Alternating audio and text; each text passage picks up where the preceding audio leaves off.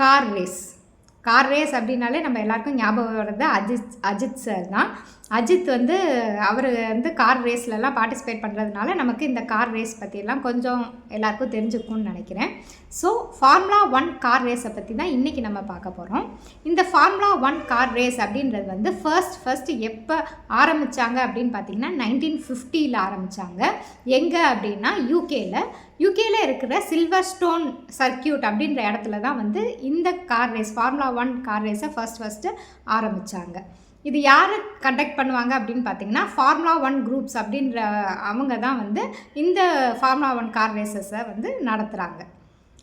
Formula 1 car ரேஸுக்கு எப்படி அந்த காரை இருக்கும் அப்படின்னு பார்த்தீங்கன்னா ஓப்பன் வீல் வச்சு தான் இருக்கும். அந்த வீல் வந்து ஓப்பன் வீலாகவும் ஒரு சிங்கிள் சீட் வச்ச காராகவும் தான் அந்த கார் ரேஸ்க்கு யூஸ் பண்ணுற கார் வந்து இருக்கும். அதுதான் வந்து ஃபார்முலா 1 ரேஸ்க்கான கார். இதில் ஒரு இன்ட்ரெஸ்டிங்கான விஷயம் என்னன்னு பார்த்தீங்கன்னா அந்த ரேஸ்க்கு பார்ட்டிசிபேட் பண்ணுறாங்க இல்லையா, அந்த பார்ட்டிசிபெண்ட்ஸ் வந்து கார் ஓட்டிட்டு போகிறாங்க இல்லையா, அந்த காரில் உட்காந்து அவங்க போயிட்டு அந்த ஒரு சிங்கிள் ரேஸ் அவங்க போய் முடிக்கிறதுங்களையும் அவங்களோட பாடி வெயிட் வந்து 2 to 4 kgs வந்து லாஸ் ஆகிடுமா. அந்த சிங்கிள் ரேஸ் அவங்க போயிட்டு வரதுங்களையும் அவ்வளோ வந்து அவங்களோட பாடியிலேருந்து வெயிட் வந்து ரெடியூஸ் ஆகுமா.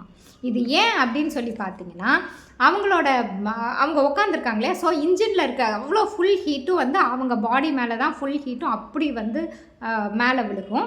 அது இல்லாமல் அவங்க போட்டிருக்க ட்ரெஸ்ஸு பார்த்திங்கன்னா ரொம்பவே திக்காக இருக்கும். அண்ட் அந்த ட்ரெஸ் வந்து ஈஸியாக ஃபயர் பிடிக்காத அளவுக்காக டிசைன் பண்ண ட்ரெஸ், ரொம்ப ஸ்பெஷலாக டிசைன் பண்ண ட்ரெஸ்ஸு. ஸோ அந்த ட்ரெஸ்ஸும் பார்த்திங்கன்னா ரொம்பவே வேர்க்கும். அவங்க அந்த ட்ரெஸ்ஸை போட்டிருந்தாங்கன்னா உள்ளே அப்படி ஒரு ஸ்வெட் வந்து அவங்களுக்கு வரும். ஏன்னா அந்த ட்ரெஸ்ஸு வந்து அந்த மாதிரி டிசைன் பண்ணியிருக்காங்க.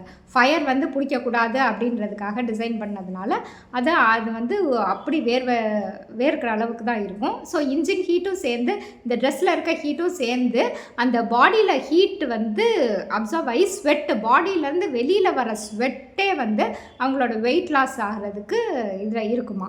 அதுதான் வந்து ஒவ்வொருத்தவங்களை பொறுத்து 2 to 4 kgs வரலையும் அந்த ஸ்வெட்டு மூலியமாக அவங்களோட பாடி வெயிட் வந்து குறையுமா. அதனால தான் ஒவ்வொரு ரேஸ் முடித்து அவங்க வந்ததுக்கப்புறம் ஒவ்வொரு பார்ட்டிசிபெண்ட்ஸையும் வந்து அவங்க செக் பண்ணுவாங்க. அவங்களோட பாடி வெயிட் எவ்வளோ அப்படின்னு செக் பண்ணுவாங்களாம். மேக்ஸிமம் 4 வரலையும் தான் இருக்கணுமா.